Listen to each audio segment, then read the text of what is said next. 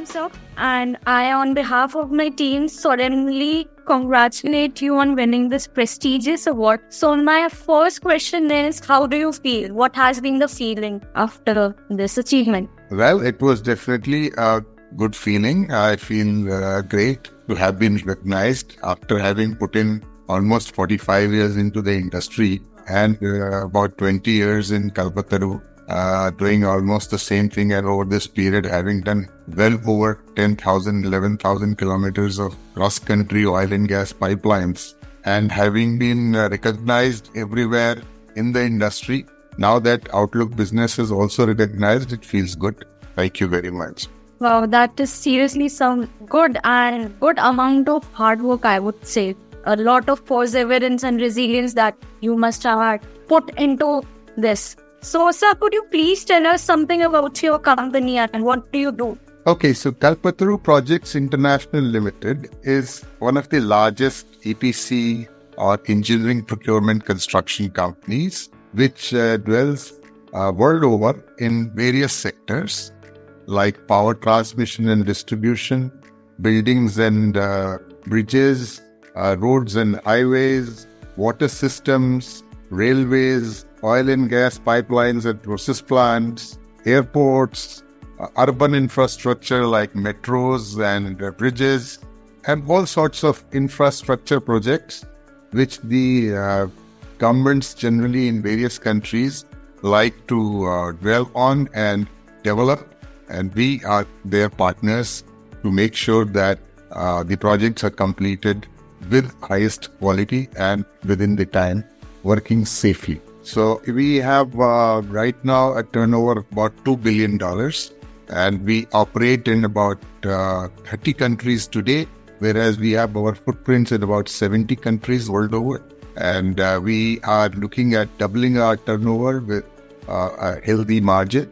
And we will also be becoming debt-free very soon because of our accrued margins. Wow, thank you so much for sharing these insights with us, sir. So, what are some future plans that you have set for your company for the upcoming years? What are we yet to witness next? So, as I said just now, that we have already planned our business growth, which would be in various verticals, which I mentioned earlier. And that would be growing into the geographical expand and would also target at doubling our turnover in the next 3 years. While maintaining a healthy bottom line. So we are like in oil and gas pipelines and process plants, we are so far mainly restricted to India, but we are now geographically expanding. We are going to Middle East and Africa, and we'll soon be doing some projects there. Similarly, in airports, we have been confined to right now. We did recently one in Maldives. And now we are going to go into various African countries. So our geographical expanse is going to become larger. And our order book is right now very healthy order book. We are upward of 50,000 crores of order book, which we will be executing. And thus, it would not be very difficult for us to achieve our target, which we said doubling of turnover from $2 billion to $4 billion in approximately 3 years' time. All right, that was wonderful catching up with you. We wish you all the luck and success for your future plans and endeavors. And we hope to see and hear a lot from you in the future. So before wrapping up, what piece of advice would you give to the young and aspiring entrepreneurs who are trying to establish their name and their business in the industry? I think it's a very important thing to stick to your values. The value system actually is the backbone of anything that goes forward and would become successful. So if you stick to the values and you make sure that whatever was taught to you right from your childhood by your parents and the early teachers, you keep it to your heart. You remain honest and dedicated and committed. You make sure that you respect people. You make sure that you don't indulge into any unethical practices at any stage. Then the path for success is already paved. Thereafter, what you have to make sure is that your commitment and your conduct becomes an example for the team to follow.